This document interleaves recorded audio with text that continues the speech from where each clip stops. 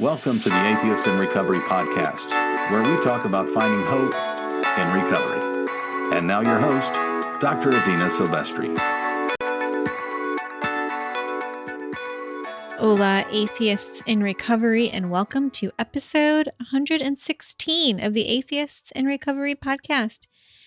And it will not come as a shock to many of you, but this episode is the final podcast of Atheists in Recovery, and I'm equal parts sad and excited. I'm sad because I've gotten to know a lot of you over the last 2 years and have gotten to know your stories, and I've really enjoyed making this podcast. 116 episodes, and we've reached audiences all over the world, and it's just been so gratifying, and I've just loved every part of making this podcast, and it's really helped me grow as well. And so today's episode is going to be a bittersweet one for sure for me, and I want to talk to you a little bit about what I'm up to next, but I also want this to be, as I hope most of my episodes are, informational, and so we will spend a few minutes just talking about how I feel writing has helped me and how it's really taken a lot of people that I know, including a lot of the people that I work with, from feeling of hopelessness and sort of transformed how they look at their trauma and their stress into one of lightness, of hope. And so I'm just going to share a few things about writing, and stay tuned to the end. It's going to be a short episode. Stay tuned to the end, and you can learn a little bit more about what I'm up to next, including my new limited series podcast. Okay, on to the show. So as I've mentioned, this is going to be the last episode of the Atheists in Recovery podcast, and I'm going to be starting a new podcast called Writing Bravely.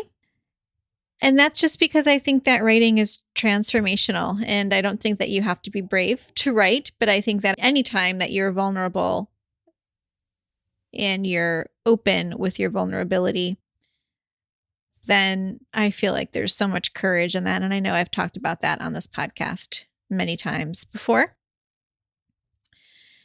And so just looking at writing for a minute, I feel writing can be used as a coping mechanism. I feel it can be used as a creative outlet. And I also feel that it could be used for healing. And so if we just look at writing, expressive writing specifically, as a coping mechanism, it really helps to sometimes write down the difficult stuff, things that you're stuck on, things that you're having a hard time processing. And when you're writing it down, you can really make sense of what's going on. You're really in this embodied space with the feelings. It allows you to sit with those uncomfortable feelings and be curious about them. Be curious about their contours, their shapes, their sizes.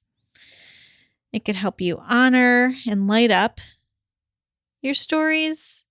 Also can help you envision your future selves as restored and renewed. And I know that it's done this for me. Writing has been transformational in that I wasn't ready for therapy. To be quite honest, as a therapist, I was not ready for therapy. And writing just opened up a whole new world. And it ended up being that I shared much more with writing than I ever would one-to-one in therapy. And it doesn't have to be that writing is the only creative outlet for individuals in order to cope with difficult emotions, but it's the one that I really believe in, and it doesn't take much effort. So number 2, writing as a creative outlet. I feel like writing heals. James Pennebaker, who's a social psychologist at the University of Texas at Austin, studied the impact of certain kinds of writing on mental health. in 1986. Since then, there has been over 200 research studies that reported that emotional writing can improve people's physical and emotional health. James Pennebaker really laid the groundwork for a lot of what we know today on emotional creative writing. So there are many ways that expressive writing can help us make sense of our emotions and thoughts. And to start, the writer must link feelings to events on the page.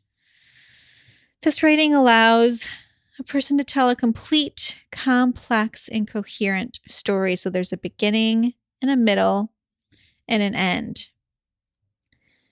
And as you're linking these feelings to events, you can also start to link other events. Say you're having a difficult time with your partner and you're just getting triggered, and that trigger is coming out as anger and frustration. When you're starting to write these feelings down and notice where they are in your body or notice what's coming up for you, you can then start to link that back to childhood experiences and start to write about them and start to make those links to where you used to feel that way the first time you ever felt that way with a primary relationship in your life. And that can be incredibly powerful, just to kind of get some of those secrets out into the open, to give them air. They're not meant to stay hidden. They're really not. And so in such telling, we, the writers, are transformed. We're transformed from a victim into something more powerful,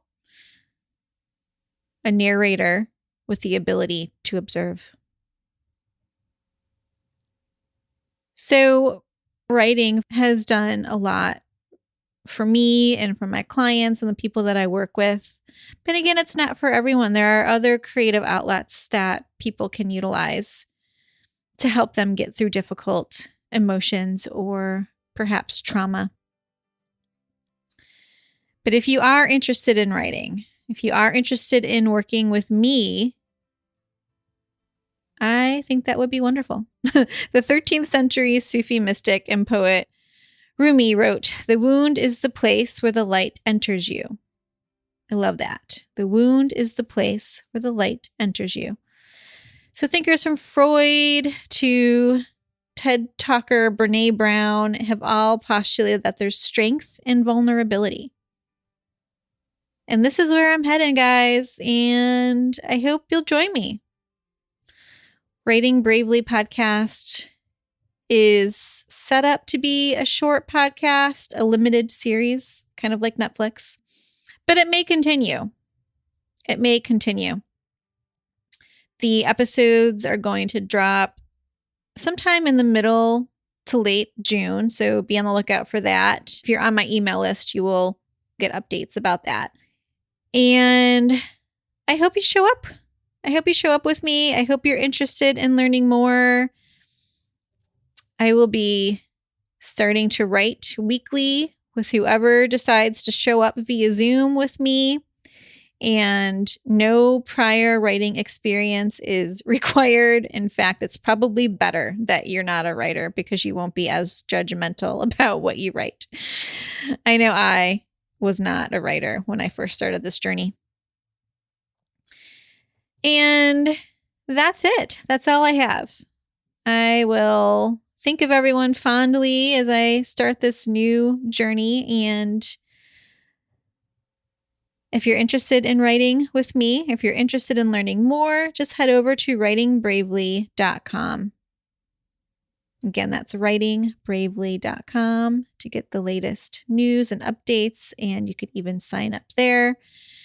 I think the first group, we're limiting it to 5 individuals just to kind of get a beta round going. And then after that, they'll still be pretty small writing groups, but I'm pretty excited about this new venture. All right, guys, have a great one. Bye. Thank you for listening to the Atheists in Recovery podcast. For more great info and to stay up to date, head over to atheistsandrecovery.com.